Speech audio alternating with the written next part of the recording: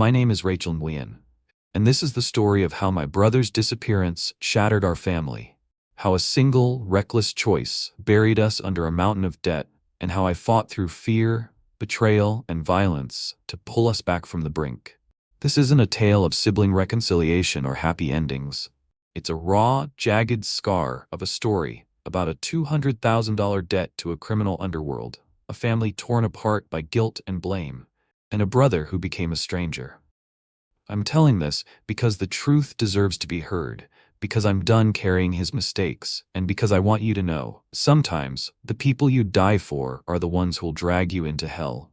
And sometimes, the only way to save your family is to face the darkness they left behind. It was a chilly October evening in 2022 when my world began to unravel. I was 29, a freelance photographer living in a cramped apartment in Los Angeles, my life a patchwork of gigs and dreams of opening my own studio.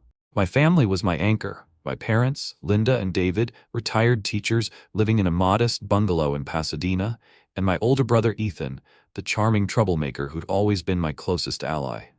At 32, Ethan was a whirlwind of charisma, with a smile that could talk his way out of anything, but he had a shadow. Gambling. It started in college, poker games, sports bets, but escalated after he lost his job as a car salesman, sinking deeper into a world of bookies and backroom deals. We'd bailed him out before, $5,000 here, $10,000 there, my parents dipping into their savings, me scraping together what little I had, all because Ethan swore he'd change. "This is the last time," he'd say, his eyes earnest, and we believed him. We were fools. That evening, I was editing photos when my phone buzzed with a call from Mom. Her voice was shaky, barely audible over the sound of Dad shouting in the background. "Rachel, Ethan's gone," she said, her words trembling. "He hasn't answered his phone in 3 days. His apartment's empty. We don't know where he is." My stomach dropped, a cold dread creeping in. Ethan had pulled stunts before, weekend benders, sudden trips, but never like this, never without a word. I drove to their house, the Pasadena streets blurring past, my mind racing with possibilities. Was he hurt, arrested, or had he finally crossed a line he couldn't escape?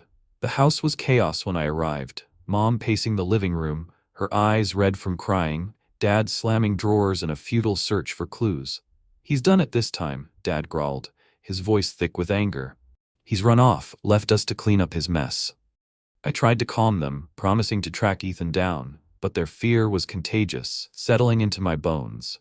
We called his friends, his ex-girlfriend, even his old boss, but no one had seen him. His phone went straight to voicemail, his social media silent. It was as if he'd vanished into thin air, leaving nothing but questions and a sinking feeling in my gut. The truth hit a week later, like a freight train. I was at Mom and Dad's, sorting through Ethan's old mail for any hint of where he'd gone, when the doorbell rang. 2 men stood on the porch, their faces hard, their suits cheap but menacing. The taller one, with a scar across his cheek, spoke first, his voice low and cold. "You're Ethan Nguyen's family, right? He owes us $200,000. You've got 30 days to pay, or we start breaking things, starting with this house." My heart stopped, my breath catching as Mom gasped behind me. Dad stepped forward, his voice shaking but defiant. "We don't know where Ethan is. Get off my property." The man smirked, tossing a manila envelope at my feet. He signed for it. "You're on the hook now." They left, their black SUV peeling out, leaving us staring at the envelope like it was a bomb. Inside was a contract, Ethan's signature scrawled at the bottom, binding him to a loan from Viper Financial, a front for a criminal syndicate, with interest rates that screamed extortion. The terms were brutal. $200,000 due in a month, or collateral would be seized. Our house, our safety, our lives. Mom collapsed onto the couch, sobbing, her hands covering her face. Dad's anger turned to despair, his voice breaking. "How could he do this to us?" I stood frozen, the contract trembling in my hands, rage and fear colliding in my chest. Ethan hadn't just run. He'd sold us out, left us to face his demons while he hid like a coward. I called the police, hoping for protection, but the officer was blunt. "These guys are ghosts," he said, glancing at the contract. "Vipers linked to organized crime, drugs, extortion. We can't do much unless they act. Find your brother, or pay up." "Pay up?" "We didn't have $200,000. Mom and Dad's savings were nearly gone, bled dry by Ethan's past debts. My bank account held $8,000, barely enough for rent. Selling the house was our only option, but it would destroy my parents, who'd spent 30 years building their home. I wasn't giving up without a fight. Ethan was out there, and I was going to find him, drag him back, and make him face what he'd done. I hired a private investigator, Alina Torres, a tough-as-nails woman who'd tracked fugitives for years. She cost $7,000 up front, but I paid it, maxing out my credit cards, determined to hunt Ethan down. Elena warned me it wouldn't be easy. "Guys like Ethan don't vanish unless they're scared," she said, her eyes narrowing. "He's in deep, Rachel. Be ready for what you find." I nodded, my jaw tight, but nothing could have prepared me for the nightmare that followed. Elena traced Ethan's last known movements to a seedy bar in East LA, a hub for gamblers and lowlifes. I went there alone, the neon lights flickering, the air thick with smoke and desperation. The bartender, a wiry guy with a missing tooth, recognized Ethan's photo. "Yeah, he was here," he said, wiping a glass. "Owed money to some bad people, said he was skipping town before they caught him." My heart sank, but I pressed, slipping him $50 for more. He leaned in, his voice low. "Check the Red Door Motel near Skid Row. He was crashing there last week." I thanked him, my pulse racing, and drove to the motel, a crumbling dump that reeked of despair. The clerk confirmed Ethan had stayed there, but he'd checked out days ago, leaving behind a duffel bag. Inside, I found a burner phone, a notebook with cryptic numbers, and a photo of us as kids, smiling at a beach. The sight of it broke me, tears blurring my vision as I remembered the brother who'd carried me on his shoulders, who'd promised to always protect me. Where was that Ethan now? The burner phone had one contact, labeled V, and a single voicemail. "You've got 1 week, Ethan. Run all you want, we'll find you." The voice was cold, menacing, and I knew it belonged to the men at our door. I gave the phone to Elena, who traced the number to a warehouse in Long Beach, a known front for Viper's operations. "Don't go there," she warned. "These guys don't play." But I had to. Ethan was my brother, and I wasn't letting him die. The warehouse was a mistake. I went at dusk, the Long Beach skyline fading into shadow, my heart pounding as I parked a block away. The building was a hulking mass of rust and concrete, guarded by 2 men with tattoos snaking up their necks. I stayed in my car, watching, hoping for a glimpse of Ethan, when a black SUV pulled up, the same one from Mom and Dad's. The scarred man stepped out, dragging a figure from the back, his hands bound. It was Ethan, his face bruised, his eyes wild with fear. I gripped the steering wheel, my breath shallow, torn between running to him and staying hidden. Before I could decide, they shoved him inside, the door slamming shut. I called Elena, my voice shaking, and she contacted the police, but by the time they arrived, the warehouse was empty, Ethan gone again. The incident lit a fire under me, but it also brought hell to our doorstep. The next night, someone smashed Mom's car windows, leaving a note, "Pay or bleed." Dad's blood pressure spiked, landing him in the hospital with chest pains, his face gray as Mom sobbed by his bedside. She turned on me, her voice raw. "This is your fault, Rachel. You kept pushing Ethan, and now we're all paying for it." "My fault?" I was trying to save us, to find the brother who'd abandoned us, and she was blaming me? I left the hospital, tears streaming, my heart breaking under the weight of her words. But I couldn't stop. Ethan was out there, and so was the debt, a noose tightening around us all. Elena's next lead came a week later, a safe house in San Bernardino, where Viper's crew stashed runners like Ethan. I went with her, against her protests, my camera slung around my neck as a cover if we were caught. The house was a dilapidated shack, windows boarded, the air thick with decay. We waited until dark, watching from a rented van, when I saw him, Ethan, slipping out the back, his hoodie pulled low. I ran to him, my voice a desperate whisper. "Ethan, it's me."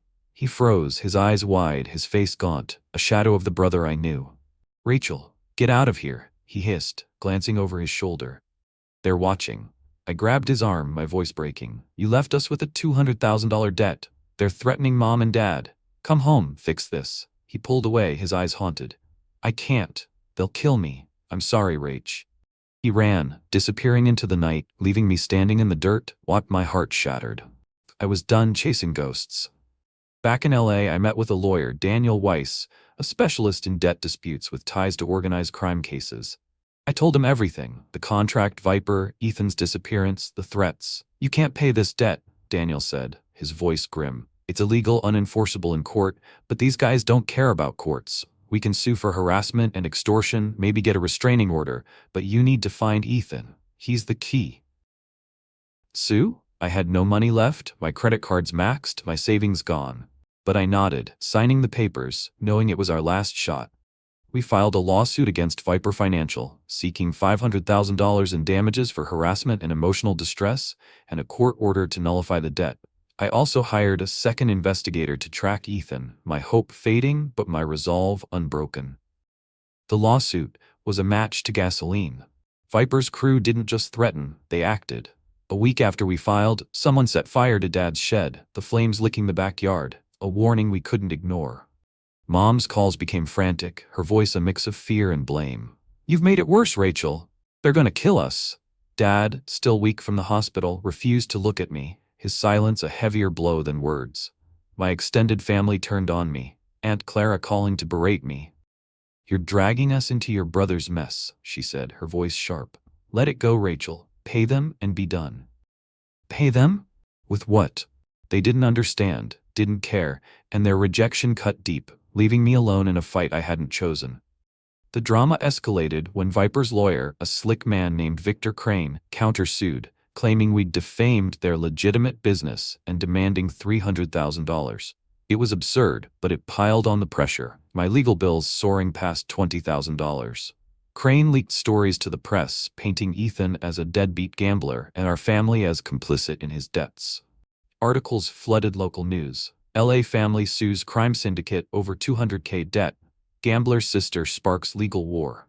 My photography clients dropped me, citing reputational risks, my income drying up. One night, someone slashed my tires, leaving a note. "Last warning." I was terrified, sleeping with a baseball bat by my bed, my dreams haunted by Ethan's bruised face. The family's betrayal deepened, each day a fresh wound.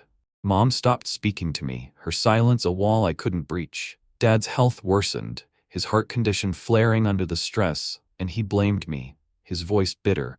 "You should have left Ethan alone," he said, his eyes cold. "Now we're all paying for it." My cousins unfriended me on social media, their posts echoing Crane's narrative. Some people can't let go of a lost cause.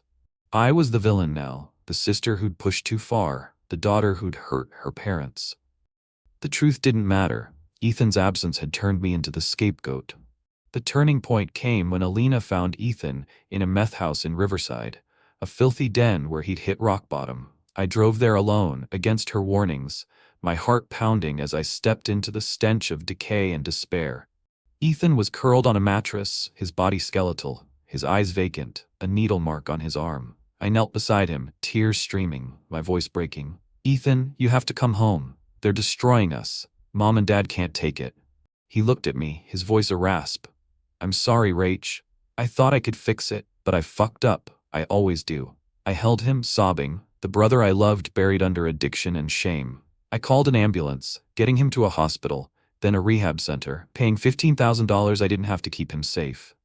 The legal battle reached its peak in 2023, the courtroom a battlefield packed with reporters sniffing out a juicy story.